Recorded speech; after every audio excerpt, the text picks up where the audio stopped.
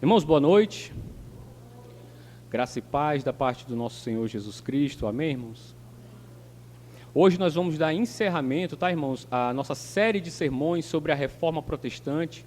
Nós já tivemos aqui os sermões sobre somente a fé, somente a graça, somente Cristo, somente a Deus a glória. E hoje, para encerrar essa série de sermões, que nós estamos no mês da Reforma, nós vamos falar sobre somente a Escritura, o sola Escritura. Somente a Escritura. Irmãos, abram por gentileza a Bíblia de vocês, em 2 Timóteo. Vamos nos aquietar, vamos voltar nossos pensamentos aqui para a palavra do Senhor. 2 Timóteo capítulo 3, versículo 16 a 17, irmãos, por gentileza. 2 Timóteo capítulo 3, versículos 16 a 17. Todo mundo já encontrou? Amém? 2 Timóteo capítulo 3. Vou lendo bem devagar aqui enquanto os irmãos encontram, tá? Todos já encontraram? Vamos acompanhar a leitura da palavra do Senhor. Diz assim, atenção, irmãos. Toda a Escritura é inspirada por Deus e útil para o ensino, para a repreensão, para a correção, para a educação na justiça, a fim de que o homem de Deus seja perfeito e perfeitamente habilitado para toda boa obra. Baixemos nossas cabeças, irmãos, vamos orar ao Senhor nesse momento. Senhor Deus, te damos graça por esse dia, o dia do Senhor, o dia que Tu mesmo separou para o Teu povo te prestar culto, Senhor. Te damos graça pela Tua palavra, que é viva e eficaz, mais cortante do que uma espada de dois gumes, Senhor. Pedimos a assistência do Teu Espírito Santo, para que nos ilumine o entendimento, Senhor Deus, e aplique a Tua palavra aos nossos corações. Leva cativo todo o pensamento aqui, Senhor, à obediência do Senhor Jesus Cristo. Em nome dele que nós te oramos. Amém. Irmãos, como de costume, antes de entrar no texto propriamente dito, nós vamos fazer um breve resumo a respeito do que foi a Reforma Protestante, né? Muitos irmãos já sabem, mas assim, não custa nada lembrar o contexto em que a igreja se encontrava naquela época. Havia muita corrupção dentro da igreja, o clero, né, os padres, bispos, o próprio Papa, né, havia de fato uma corrupção generalizada. A igreja naquela época estava junta com o Estado, então assim, havia uma interferência grande do poder do Estado dentro da igreja. Um autor chamado André Bieler, no livro dele, O Pensamento Social e Econômico de Calvino, ele diz o seguinte: as causas essenciais da reforma não são nem sociais, nem políticas, nem mesmo eclesiásticas, mas de fato religiosas. Por certo que a igreja e o papado ofereciam ao mundo inúmeras razões de insatisfação. A enorme imoralidade do clero reclamava reformas urgentes, e o Papa, rebaixado pelos monarcas ao nível de simples príncipe político italiano, tinha perdido toda a sua autoridade. Se tal não tivesse sido o caso, não se teria visto Luís XII lançar-lhe em conta injuriosas acusações contra o Papa. E mais tarde, já quando aconteceu a reforma, as tropas do católico Carlos V fazer o Papa prisioneiro após saquear a cidade de Roma. Certo autor diz o seguinte: nossos grandes abusos são tão públicos a todos que trabalhadores, comerciantes e mecânicos os vão repetindo com grande chacota. Queixava-se já em 1515 o autor de A Lamentação da Igreja Militante. Então, assim, percebam como havia entre o povo um ar assim, de descrédito em relação à igreja devido à corrupção generalizada. Algo não muito diferente dos nossos dias, não é mesmo? Mas, André Bieler continua dizendo, no fundo do coração e do pensamento do povo havia profunda necessidade espiritual. Sede da verdade essencial que a piedade mesmo da igreja havia suscitado. Sede a que seus quadros, assoberbados de preocupações demasiados profanas, não tinham como fazer ou como satisfazer. A reforma, há duas coisas que asseguram o seu êxito. Duas coisas que ofereceu àqueles que desejavam ansiosamente. Uma Bíblia na linguagem do povo, a outra, a justificação pela fé. Então, assim, isso foi o êxito da reforma. Uma Bíblia na linguagem do povo e uma justificação pela fé. André Bieler continua dizendo, de fato, Lutero é realmente perigoso à ordem social. Sua reforma é revolucionária, porque a palavra de Deus, que repentinamente ressoa de novo em uma sociedade, põe sempre perigosamente em questão os privilégios conquistados ao preço da miséria alheia. Só para os irmãos se situar, eu já falei, mas vale a pena mencionar novamente, a igreja explorava os mais pobres com a venda das indulgências. Acho que os irmãos já ouviram falar, né? Você dava uma quantia de dinheiro para a igreja e você conseguia tirar uma alma do purgatório. Tetzel era conhecido por a seguinte frase: cada vez que uma moeda tilinta no fundo lá da oferta, uma alma sai do purgatório. Então, tornou-se famosa essa frase de Tetzel.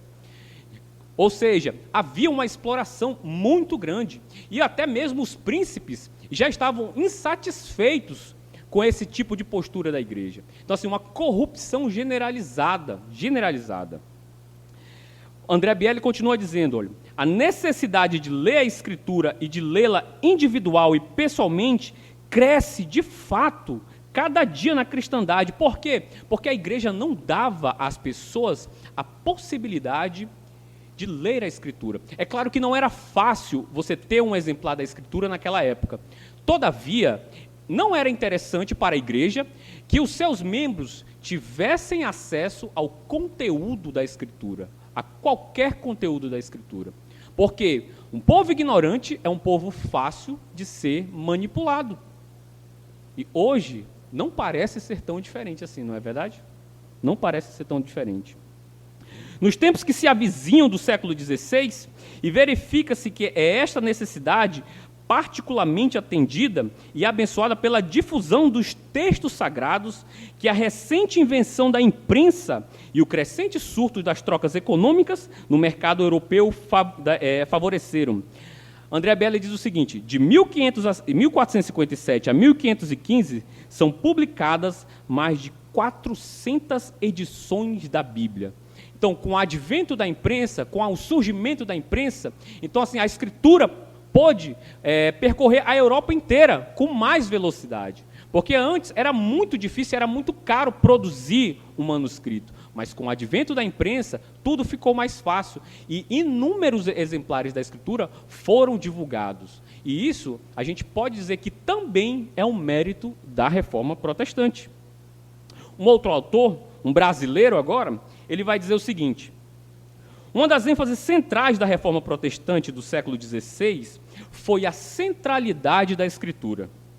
Para os reformadores, segundo Alistair McGrath, Deus é capaz de se comunicar com os seres humanos através da linguagem humana. E essa é uma afirmação fundamental para o cristianismo.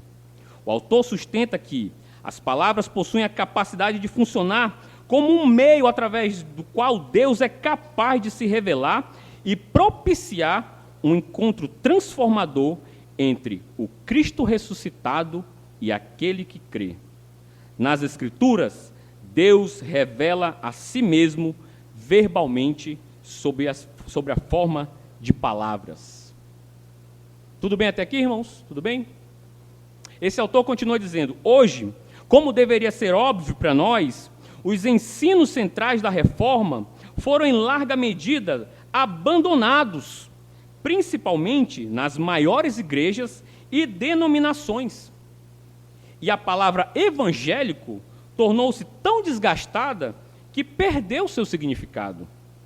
É desconcertante para o cristão reformado notar que a palavra passa a ser empregada para designar frequentadores de igreja que pouco ou nada conservam das grandes afirmações da reforma.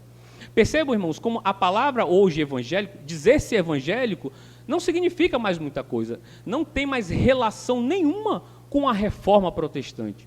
Muitas vezes, quando alguém pergunta se eu tenho algum tipo de religião, eu prefiro dizer que eu sou protestante. Porque a palavra evangélico, apesar de ser uma palavra boa, e que eu acho que deveria ser resgatada, mas ela já carrega em si uma série de ideias que não tem nada a ver com aquilo que nós cremos.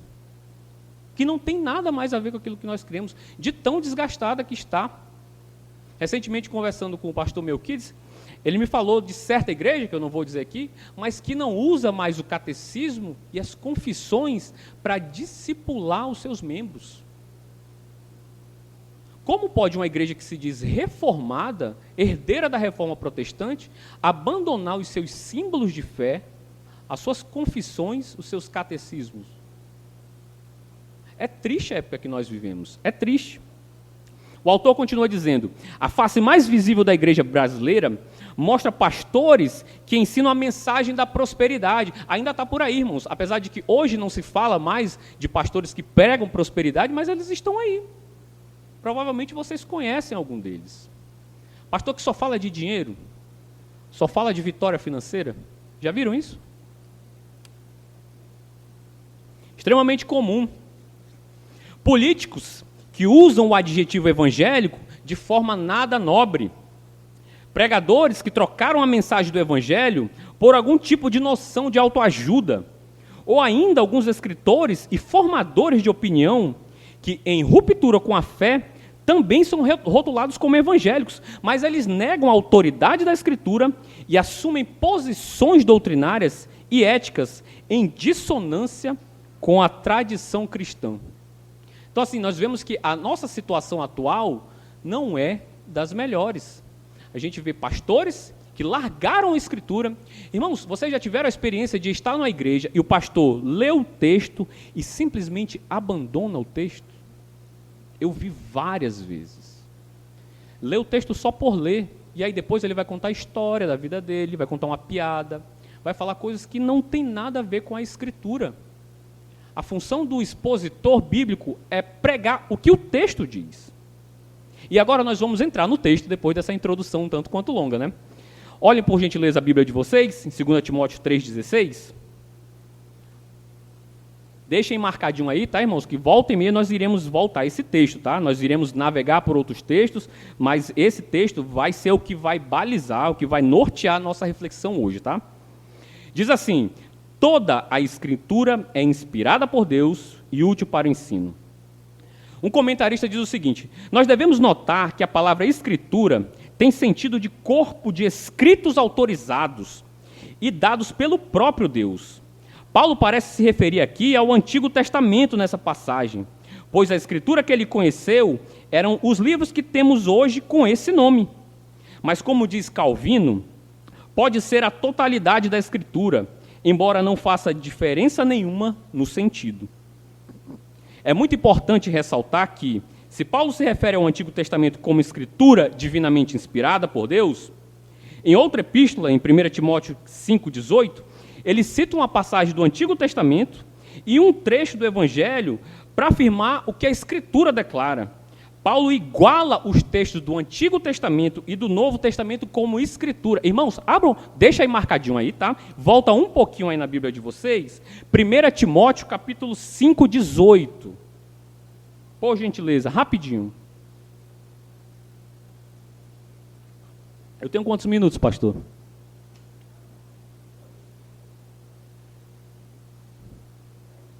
Primeiro Timóteo, capítulo 5, versículo 18. Todo mundo já encontrou? Diz assim a palavra do Senhor. Apóstolo Paulo falando aqui no Novo Testamento. Pois a Escritura declara: não amordaces o boi quando pisa o trigo. E ainda, o trabalhador é digno do seu salário. De onde o apóstolo Paulo tirou essa afirmação? Ele tirou tanto do Antigo Testamento, quanto de uma passagem que já está presente no Novo Testamento. Ainda que o Novo Testamento não estivesse completo, mas o apóstolo Paulo já reconhece e já conhece alguns trechos do Novo Testamento como escritura. Ele tirou de Deuteronômio 25:4, que diz: não atarás a boca do boi quando debulha. Lucas capítulo 10, verso 7 diz assim, os irmãos podem acompanhar rapidinho? Nós estamos falando aqui que a escritura do Antigo Testamento e a do Novo Testamento são igualmente escritura para o apóstolo Paulo. Lucas 10, 7 diz assim: permanecei na mesma casa, comendo e bebendo do que eles tiverem. Por quê? Porque digno é o trabalhador do seu salário. Então perceba, quando o apóstolo Paulo, lá em 1 Timóteo 5,18, fez aquela afirmação de que não amarres a boca do boi, porque o trabalhador é digno do seu salário, se referindo aos pastores e líderes, ele pegou um trecho do Antigo Testamento e do Novo Testamento e disse que aquilo é escritura. Deu para compreender, irmãos? Tudo bem? Pedro também cita o seu amado irmão Paulo, que escreveu segundo a sabedoria que lhe foi concedida em todas as suas cartas, nas quais há pontos difíceis de entender que os ignorantes e inconstantes distorcem, como fazem também com as demais escrituras, para a sua própria destruição. Eu li aqui 2 Pedro, capítulo 3, versículo 15 e 16. O apóstolo Pedro mostrando que os escritos de Paulo também são escritura. Ele fala as demais escrituras, mostrando que os escritos de Paulo também eram considerados escrituras já naquela época, no período apostólico. Tudo bem aí, irmãos?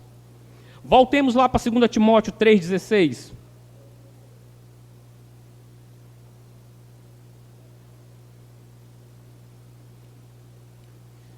O texto diz: toda a escritura é inspirada por Deus. O que é isso? O importante aqui, irmãos, é a afirmação de que o texto sagrado surgiu por inspiração divina. Na verdade, diz certo autor, a palavra inspirada, literalmente toda a escritura é soprada por Deus. É empregada como uma metáfora do Antigo Testamento e se refere aos atos de Deus, particularmente por meio do seu Espírito. Calvino continua dizendo: sabemos que Deus nos falou e estamos plenamente convencidos de que os profetas não falaram de si próprios, mas que, como órgãos do Espírito Santo, pronunciaram somente aquilo para o qual foram comissionados a declarar. Toda a Escritura é inspirada por Deus. 2 Samuel 23:2 diz assim: o Espírito do Senhor fala por meu intermédio, e a sua palavra está na minha língua. Atos 1,16 diz assim: irmãos, convinha que se cumprisse a Escritura que o Espírito Santo proferiu anteriormente por boca de Davi acerca de Judas, que foi o guia daqueles que prenderam Jesus. 2 Pedro 1,20 diz assim: sabendo primeiramente isto, que nenhuma profecia da Escritura provém de particular elucidação, porque nunca jamais qualquer profecia foi dada por vontade humana. Entretanto, homens santos falaram da parte de Deus, movidos pelo Espírito Santo. Toda a Escritura é inspirada por Deus. Não obstante, o que se deve enfatizar é que esses livros são a Bíblia inspirada não porque a igreja, em certa data, muito tempo antes, assim tenha decidido. Ao contrário, os 66 livros, os livros que nós temos na nossa Bíblia, à luz do seu próprio conteúdo, imediatamente testificam ao coração do homem que ele tem o Espírito Santo vivendo dentro dele e que ele é um oráculo do Deus vivo. Daí, atenção para isso, irmãos. Achei muito interessante esse comentário. Daí, os crentes se encherem de profunda reverência onde quer que ouvem a voz de Deus que lhes fala por intermédio da Santa Escritura. Irmãos, quando a Escritura Sagrada está sendo anunciada, pregada, o nosso papel, como crentes, é dar máxima atenção. Por quê? Porque quando a Escritura é devidamente interpretada e ensinada, é o próprio Deus que está falando através de homens, ainda que pecadores. São o canal de Deus para o seu povo. Abram, por gentileza, irmãos, para a gente ver essa questão do temor, Neemias, capítulo 8, por gentileza, lá no Antigo Testamento. Eu vou ler e os irmãos acompanhem.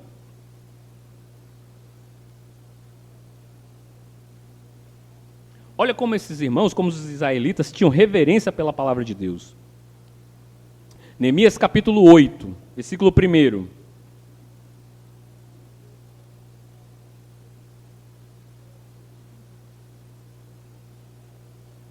Neemias capítulo 8.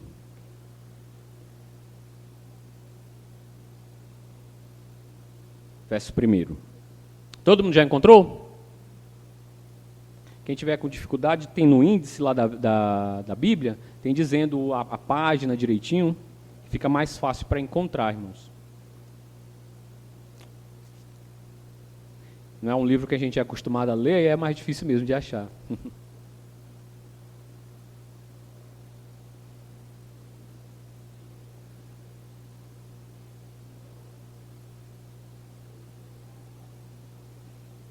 Neemias capítulo 8. Vou começar a leitura, tá, irmãos? Versículo 1. Em chegando o 7º mês, e estando os filhos de Israel nas suas cidades, todo o povo se ajuntou como um só homem, na praça, diante da porta das águas. E disseram a Esdras, o escriba, que trouxesse o livro da lei de Moisés, que o Senhor tinha prescrito a Israel. Esdras, o sacerdote, trouxe a lei perante a congregação, tanto de homens como de mulheres, e de todos os que eram capazes de entender o que ouviam. Era o 1º dia do 7º mês. E leu no livro, diante da praça, que está à fronteira à porta das águas, desde a alva até ao meio-dia, perante homens e mulheres, e os que podiam entender. O que diz o restante do texto, irmãos? E todo o povo tinha os ouvidos atentos ao livro da lei. Todo o povo estava atento ao livro da lei. Aqui, irmãos, a gente fica no máximo 40, 50 minutos meditando na palavra. Esses irmãos ficaram uma manhã inteira meditando na palavra do Senhor e eles tinham o ouvido atento. Muitas vezes, irmãos, nas igrejas, infelizmente acontece, chega o momento da pregação, muitas pessoas acham que é o momento de passear. Eu não estou dizendo assim que aqui a gente não possa se levantar para tomar uma água e ir no banheiro, tá? Mas assim, é em último caso, porque é o momento da palavra do Senhor. E de repente o Senhor vai falar alguma coisa através da sua palavra e você perde, ou está pensando em outra coisa, ou porque saiu sem necessidade nenhuma. Estou falando de quem sai sem necessidade. Quem simplesmente resolve abandonar a pregação da palavra. Então percebo como esses irmãos eram diferentes. Percebo como eles eram diferentes. No versículo 8, irmãos, acompanha ainda em Neemias, diz assim, ó, leram no livro, na lei de Deus, claramente dando explicações, de maneira que entendessem o que se lia.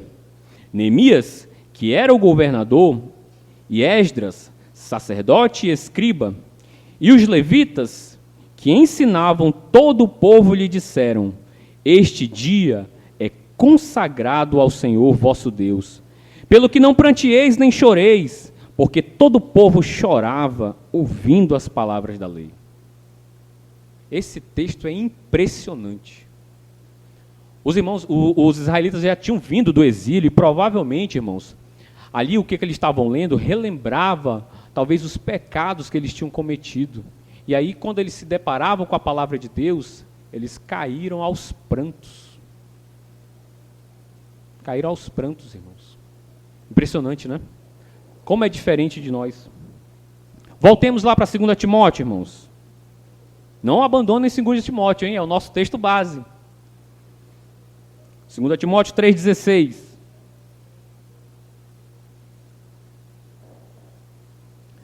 Nosso texto diz que toda a Escritura é inspirada por Deus e útil para o ensino. Dr. Kistermark, ele vai dizer o seguinte: o que está implícito aqui é a atividade de comunicar conhecimento acerca da revelação de Deus em Cristo. Isto é sempre básico e tudo o mais. Em 1 Timóteo capítulo 5, versículo 17, diz assim: devem ser considerados merecedores de dobrados honorários os presbíteros que presidem bem, com especialidade os que se afadigam na palavra e no ensino. Irmãos, atenção para isso. Hoje o Brasil vive uma crise sem precedente de pregadores fiéis ao Evangelho.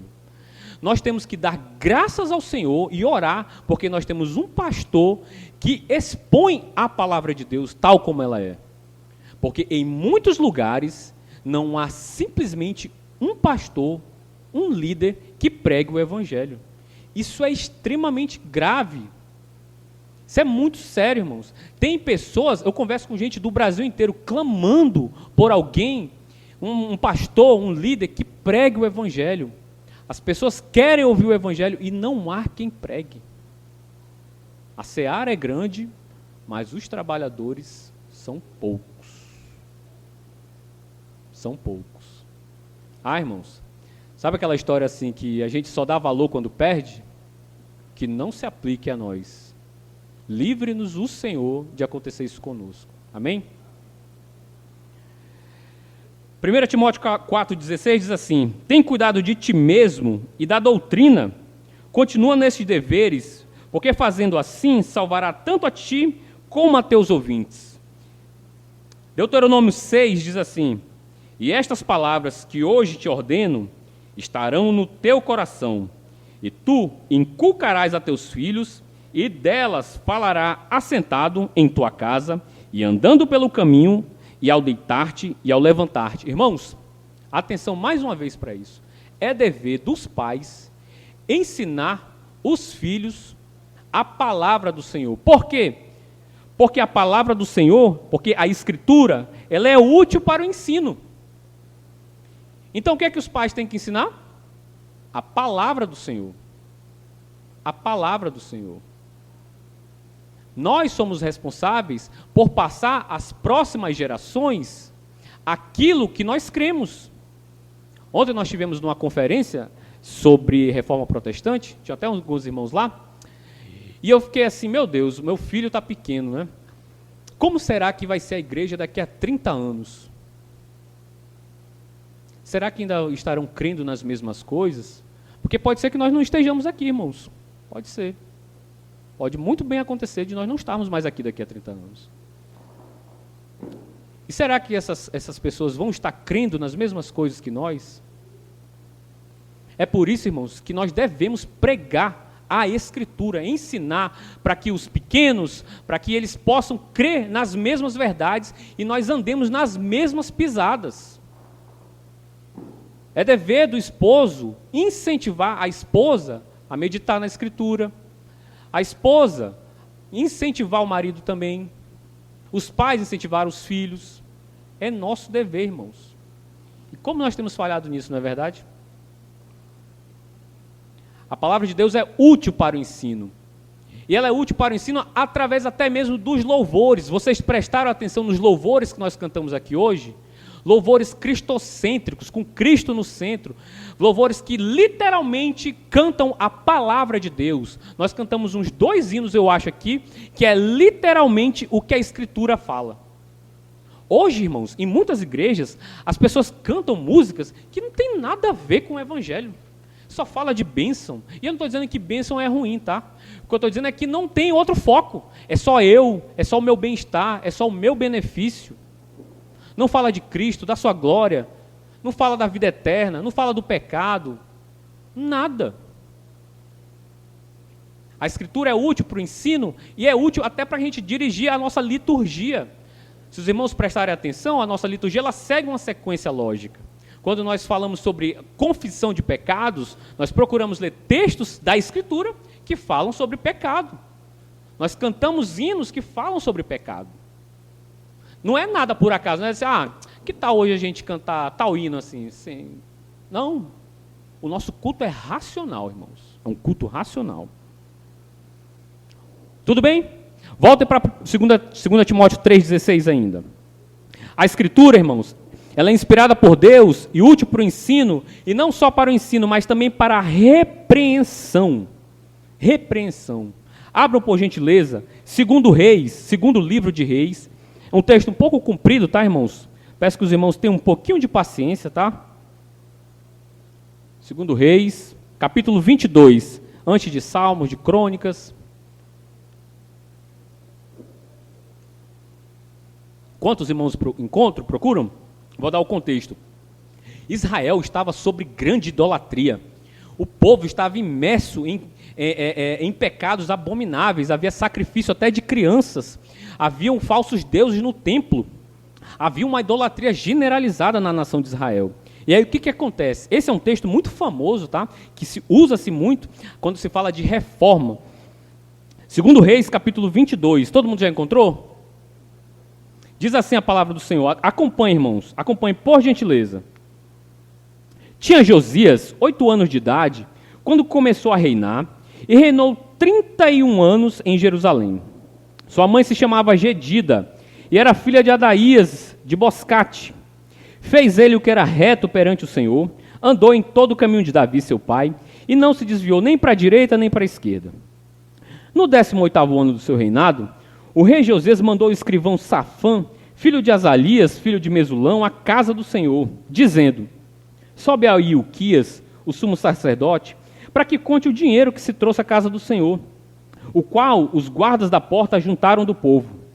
Que o deem nas mãos dos que dirigem a obra e têm o seu cargo a casa do Senhor, para que paguem aqueles que fazem a obra que há na casa do Senhor, para repararem os estragos da casa. Versículo 6, aos carpinteiros, aos edificadores e aos pedreiros, e comprem madeira e pedras lavradas, para repararem os estragos da casa.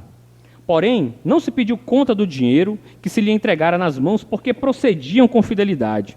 Versículo 8. Então disse o sumo sacerdote Ilquias ao escrivão Safã, atenção para isso: achei o livro da lei na casa do Senhor.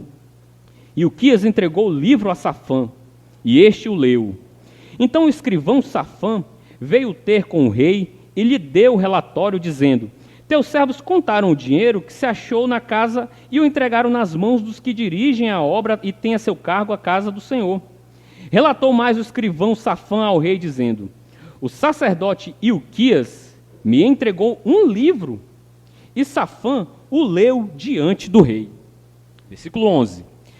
Tendo o rei ouvido as palavras do livro da lei, rasgou as suas vestes, ordenou o rei a Ilquias, o sacerdote, a Aicão, filho de Safã, a Aquibó, filho de Micaías, a Safã, o escrivão, e a Asaías, servo do rei, dizendo: ide consultai o Senhor por mim, pelo povo e por todo Judá, acerca das palavras deste livro que se achou, porque é grande o furor que se acendeu contra nós. Porque nossos pais não deram ouvidos às palavras deste livro, para fazerem segundo tudo quanto está escrito. Tudo quanto de nós está escrito. Então o sacerdote Ilquias, Aicão, Aquibor, Safã e Asaías foram ter com a profetisa Ulda, mulher de Salum, o guarda-roupa, filho de Tikva, filho de Arás, e lhe falaram. Ela habitava na cidade baixa de Jerusalém. Ela lhes disse: assim diz o Senhor, o Deus de Israel: dize ao homem que vos enviou a mim, assim diz o Senhor: eis que trarei males sobre este lugar e sobre os moradores, a saber, todas as palavras do livro que leu o rei de Judá, visto que me deixaram e queimaram incenso a outros deuses para me provocarem a ira com todas as obras de suas mãos. O meu furor se acendeu contra esse lugar e não se apagará. Porém, ao rei de Judá, que vos enviou a consultar o Senhor, assim lhes direi: Assim diz o Senhor, o Deus de Israel, acerca das palavras que ouviste, porque o teu coração se enterneceu e te humilhaste perante o Senhor, quando ouviste o que falei contra este lugar e contra os seus moradores, que seriam para assolação e maldição, e rasgaste as tuas vestes e choraste perante mim, também eu te ouvi, diz o Senhor. Capítulo 23, irmãos, só para a gente encurtar um pouquinho, diz assim: então deu ordem o rei a todos os anciãos de Judá e de Jerusalém, se juntaram a ele. O rei subiu à casa do Senhor, e com ele todos os homens de Judá, todos os moradores de Jerusalém, os sacerdotes, os profetas e todo o povo, desde o menor até o maior. E leu diante dele todas as palavras do livro da aliança que foram encontradas na casa do Senhor. O rei se pôs em pé junto à coluna e fez aliança ante o Senhor para o seguirem, e guardarem os seus mandamentos e os seus testemunhos e os seus estatutos, de todo o coração, de toda a alma, cumprindo as palavras desta lei que estavam escritas naquele livro, e todo o povo anuiu esta aliança. E aí começa a reforma de Josias, irmãos. Versículo 4. Então o rei ordenou ao sumo sacerdote Ilquias, atenção para o texto, e aos sacerdotes de segunda ordem, e aos guardas da porta, que tirassem do templo do Senhor todos os utensílios que se tinham feito para Baal e para o poste ídolo, e para todo o exército dos céus, e os queimou fora de Jerusalém, nos campos de Cedrom, e levou as cinzas dele para Betel. Olha, irmãos, a condição que estava o povo. Tinha falsos ídolos dentro da casa do Senhor. Perceberam aí pela leitura? Versículo 5. Também destituiu os sacerdotes que os reis de Judá estabeleceram para incensarem sobre os altos na cidade de Judá e ao redor de Jerusalém, como também os que incensavam a Baal, ao sol, à lua e aos mais planetas e a todo o exército deles. Também tirou da casa do Senhor o poste ídolo que levou para fora de Jerusalém até o vale do Cedrom, no qual o queimou e o reduziu a pó, que lançou sobre todas as sepulturas do povo. Olha que loucura que estava aquele povo, imerso sobre grande idolatria, grande idolatria. Se os irmãos forem ler depois o restante desse texto, havia até sacrifício de crianças. Você imagina o que é você pegar uma criança como essa e você oferecer em sacrifício a um falso Deus? Era assim que estava o povo do Senhor. E como que eles voltaram à sensatez? Quando acharam o livro da lei. E no livro da lei eles viram que eles estavam em pecado. É por isso, irmãos, voltando para 2 Timóteo, que toda a Escritura é inspirada por Deus, útil para o ensino e para a repreensão. Foi através da Escritura, da palavra do Senhor, que o povo de Israel foi repreendido e retornou à sensatez. Deu para compreender? 1 Timóteo 5,20 diz assim: quanto aos que vivem no pecado, repreende-os na presença de todos, para que também os demais temam. Tito 1,7 diz assim: porque é indispensável que o bispo seja irrepreensível, como dispenseiro de Deus, não arrogante, não irascível, não dado ao vinho, nem violento, nem cobiçoso de torpe ganância, antes hospitaleiro, amigo do bem, sóbrio, justo, piedoso, que tenha domínio de si, apegado à palavra fiel, que é segundo a doutrina, de modo que tenha poder tanto para exortar pelo reto ensino, como para convencer os que o contradizem. É dever de todo líder ser apegado à palavra fiel para exortar e repreender os que estão no erro. Muitas vezes nas igrejas a gente vê pastores, líderes, repreendendo não segundo a reta justiça, mas por questões meramente pessoais. Isso é muito grave. Muito grave, muito grave. Continuando o nosso texto, de olho no nosso texto, irmãos, 2 Timóteo, diz assim, que toda a Escritura é inspirada por Deus, útil para o ensino, para a repreensão e para a correção também, não é o que diz o nosso texto?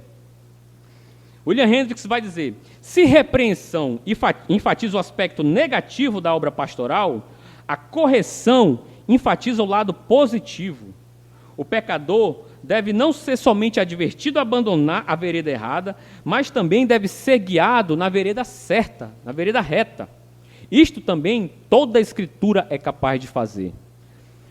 Numa certa tradução de Daniel 12, diz assim: homens e mulheres que viveram de forma sábia e justa brilharão como a noite sem nuvens, repleta de estrelas. E os que conduzirem outras pessoas ao caminho certo brilharão como estrelas para sempre. Provérbios 10, 17 diz assim: o caminho para a vida é de quem guarda o ensino, mas o que abandona a repreensão anda errado. Provérbios 13, 1 diz assim: o filho sábio ouve a instrução do pai, mas o escarnecedor não atende à repreensão. Não atende à repreensão. Irmãos, isso vale muito para a questão da pregação do Evangelho. Pregação do Evangelho. 2 Timóteo diz assim, capítulo 4, diz assim, ó, prega a palavra, insta, quer seja oportuno, quer não, corrige, repreende, exorta, com toda a longanimidade e doutrina, pois haverá o tempo em que não suportarão a sã doutrina, pelo contrário, cercar-se-ão de mestres segundo as suas próprias cobiças, como que sentindo coceiras nos ouvidos, e se recusarão a dar ouvidos à verdade, entregando-se às fábulas. Esse tempo chegou, irmãos. Muitas pessoas não pregam mais o Evangelho. A gente está vendo um tempo extremamente difícil na igreja evangélica, onde se fala mais de políticos do que do Senhor Jesus Cristo. E isso é muito grave. Porque não é sem razão, atenção para isso, não é sem razão que o Senhor pode trazer juízo para toda uma nação, caso Ele queira, por conta da desobediência do seu povo, da infidelidade do seu povo, em ser fiel à pregação da palavra. Nós somos chamados, irmãos, a pregar a palavra, não é para pregar político, é para pregar o Evangelho. Igreja evangélica é para pregar o Evangelho. Se a igreja evangélica deixa de cumprir a sua função, ela perde a sua razão de ser, a sua razão de existir. E nos nossos dias, a gente tem visto muito, infelizmente, pessoas abandonando o Evangelho, muitas vezes fazendo recorte de textos bíblicos para justificar ideologias que nada tem a ver, ou pouco tem a ver com a Escritura. Isso é grave, irmãos. Porque quem usa da palavra de Deus de forma distorcida, quem distorce a palavra do Senhor, vai pagar por isso. Isso é muito sério. Isso deve gerar temor e tremor em nós. Temor e tremor. Amém, irmãos? Para terminar esse versículo, diz assim, que a Escritura é inspirada por Deus, útil para o ensino, para a repreensão, para a correção e para a educação na justiça. O mestre, ele deve preparar o seu povo. Cada cristão precisa ser disciplinado de modo que prospere na esfera onde a vontade santa de Deus seja considerada normativa. Este é o caráter da educação ou do treinamento na justiça. Irmãos, atenção aqui os jovens. Educação na justiça. O que é ser educado na justiça? É andar nos caminhos do Senhor. E como a gente pode andar? Como a gente pode andar nesse mundo? Salmo 119, versículo 9. De que maneira poderá o jovem guardar puro o seu caminho? Qual é a resposta do salmista? Observando-o segundo a tua palavra. Observando segundo a tua palavra. Irmãos, não é através de influencer, de youtubers, de gente de Instagram, que a nossa vida vai ser ordenada para a salvação, não. É através da palavra do Senhor. Hoje as pessoas, tem uma moda agora até do coach, né? O coach evangélico. Pessoas aí que fazem autoajuda, né? Que dão palavra de autoajuda aí, de autoestima para você se sentir melhor, mas que pouco tem a ver com a Escritura. Pouco tem a ver com a Escritura. Tem mais a ver com coisas humanas do que com a verdade revelada de Deus. A maneira de nós mantermos puro o nosso caminho é observando o nosso caminho segundo a palavra do Senhor. Como nós temos observado o nosso caminho? Será que nós não temos observado, pelo menos em parte, segundo o mundo?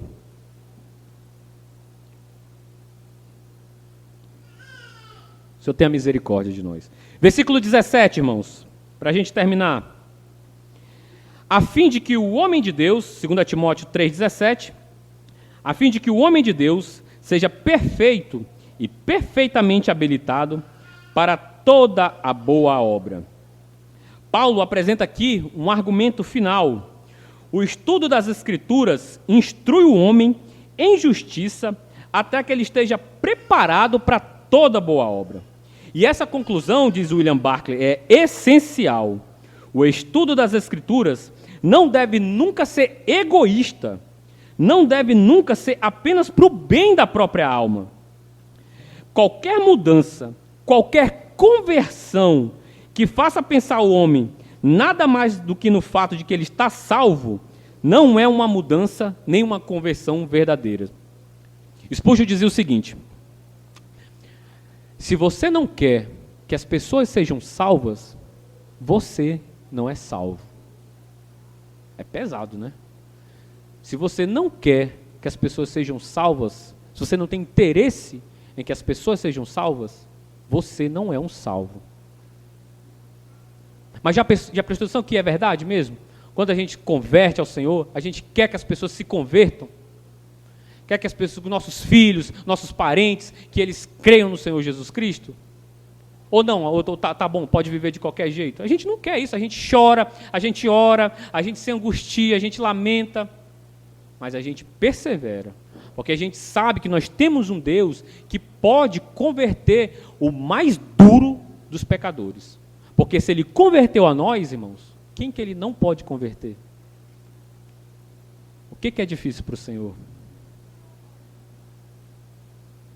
Nada, absolutamente nada.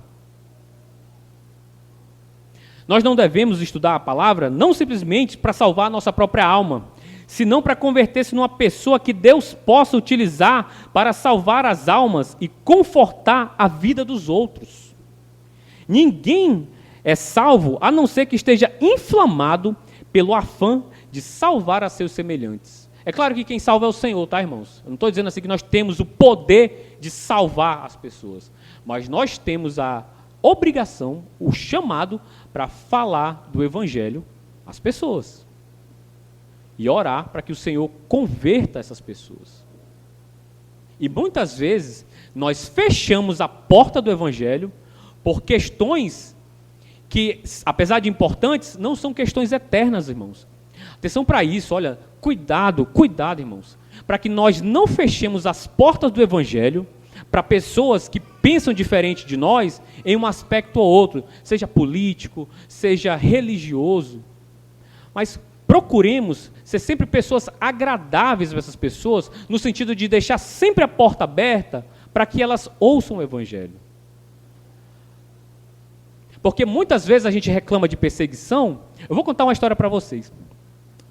Eu estava com a minha esposa grávida e a gente foi num laboratório ali. E aí ela passou mal quando foi tirar o sangue, né? Ela desmaia quando vê a agulha. E aí ela passou mal. E aí a gente foi levar ela para uma outra sala, né? Irmãos, só 2 técnicas nos ajudaram. Quando a gente entrou na sala, tinha uma senhora de joelhos orando no local de trabalho dela. Vocês acham que elas ajudaram a gente? Que ela ajudou? As pessoas, as 2 técnicas tiveram que pedir assim: dá para afastar aí, por gentileza? Tiveram que pedir da mulher, que na cabeça dela talvez ela estivesse sendo muito piedosa, que ela estava agradando ao Senhor, porque ela estava orando, ela estava de joelhos. Péssimo testemunho, irmãos. Péssimo testemunho. Ali ela foi paga, não é para estar de joelho orando, não. É para estar trabalhando. E se uma pessoa passa mal, é para ela ajudar. O testemunho seria muito melhor e ela já era conhecida por isso. Lembra? Ela era conhecida por isso. Ah, irmãos. Por isso que nós precisamos estudar a Escritura, porque a Escritura nos faz ser perfeitamente habilitados para toda boa obra. Toda boa obra. O homem de Deus é o crente. Cada crente considerado como pertencente a Deus e como tal, investido com o tríplice ofício de profeta, sacerdote e rei. para exercer adequadamente esse tríplice ofício, o crente deve ser bem equipado.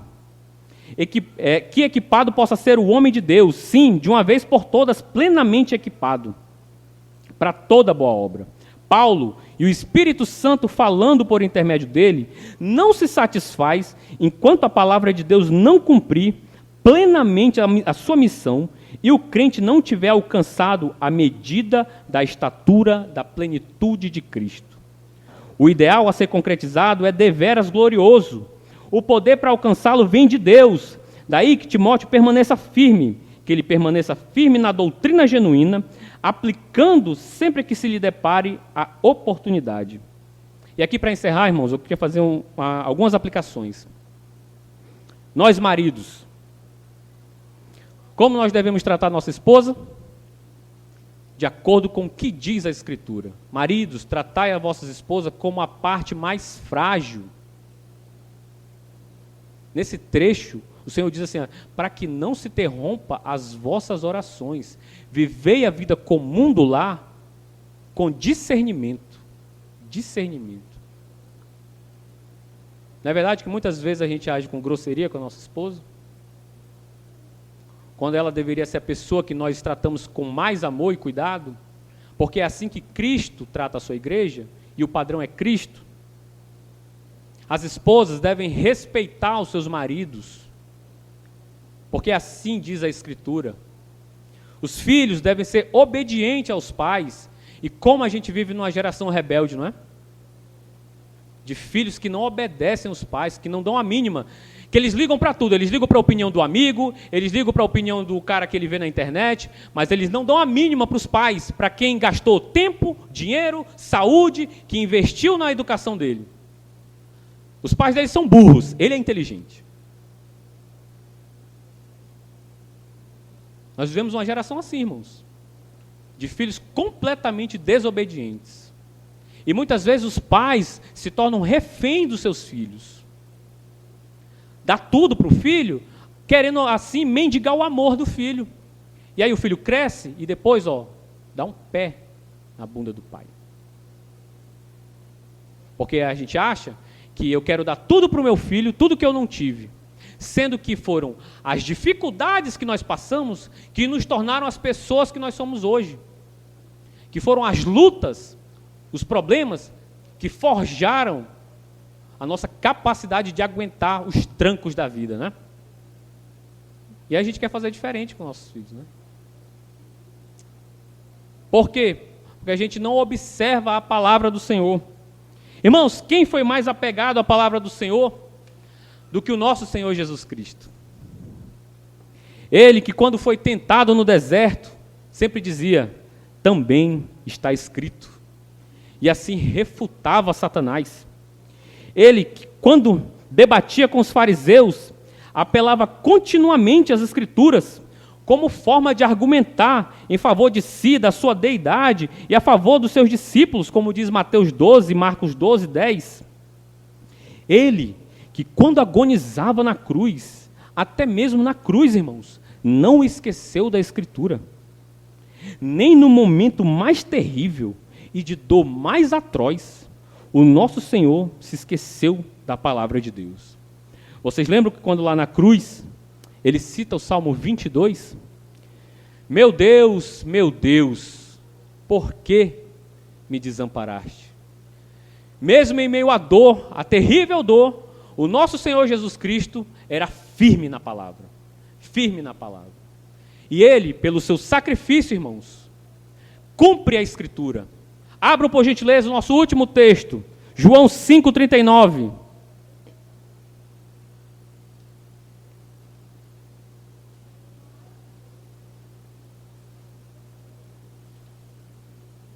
Evangelho de João, capítulo 5, versículo 39.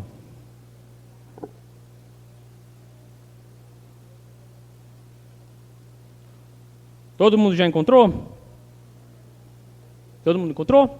João 5,39 diz assim: examinai o quê?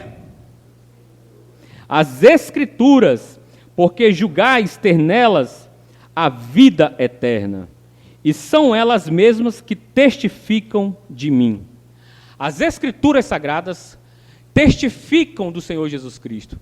E é por isso, irmãos, que é importante nós sermos apegados à Escritura, porque é através da Escritura que nós conhecemos quem é o nosso Senhor e Salvador, aquele que deu a própria vida na cruz para nos salvar dos nossos pecados. E não há salvação em nenhum outro, a não ser no Senhor Jesus Cristo.